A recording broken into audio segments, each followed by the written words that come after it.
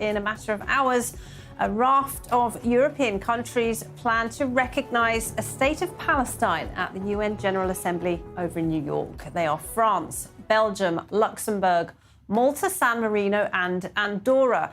And they're taking part in an initiative that was launched by the French President Emmanuel Macron, who's co-hosting a summit on the two-state solution alongside Saudi Arabia. But the Saudi Crown Prince Mohammed bin Salman will not be attending in person. He will address the conference via video link. The United Kingdom, Canada, Portugal and Australia all announced on Sunday that they now formally recognise a state of Palestine. Israel and the United States will boycott today's summit. Israel's UN ambassador, Danny Danon, has called it a circus and a reward for terrorism, while a spokesman at the US State Department has called it performative. And we can head over to New York now. We're joined by our senior US correspondent, Mike Wagenheim. Mike, just talk us through what we can expect over the next few hours. Well, the conference itself won't begin until 3 o'clock Eastern time. That's 10 p.m. In Israel. So we have some time here while all the other festivities around the beginning of high-level debate week are going on here behind us. But what it will come down to in the end is how exactly this is presented. We know it's moving forward. We know where every country stands right now.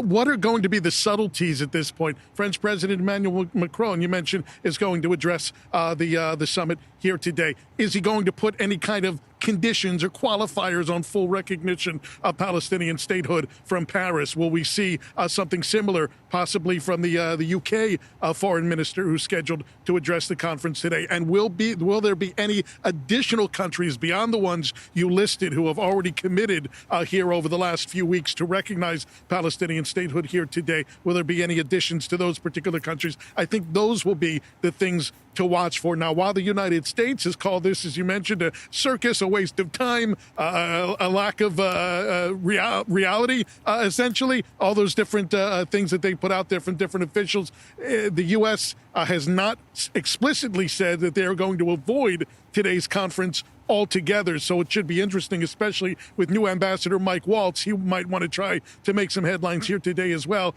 to see if the United States will go on record or even on the dates itself to push back on what's happening here today. They'll certainly be afforded the opportunity to do so. The Israeli side, the mission has told us they are steering clear today. We will hear from Danny Danon, the Israeli ambassador, outside the General Assembly Hall. He'll be speaking to media about a half hour before the summit gets underway today, certainly to push back on what he feels is a reward for Hamas terrorism by recognizing Palestinian statehood here today. Mike, thank you very much indeed. Mike Wagenheim, he'll be joining us throughout the evening here, the afternoon there, as that summit on the two-state solution gets underway, led by the French President Emmanuel Macron. Thank you, Mike.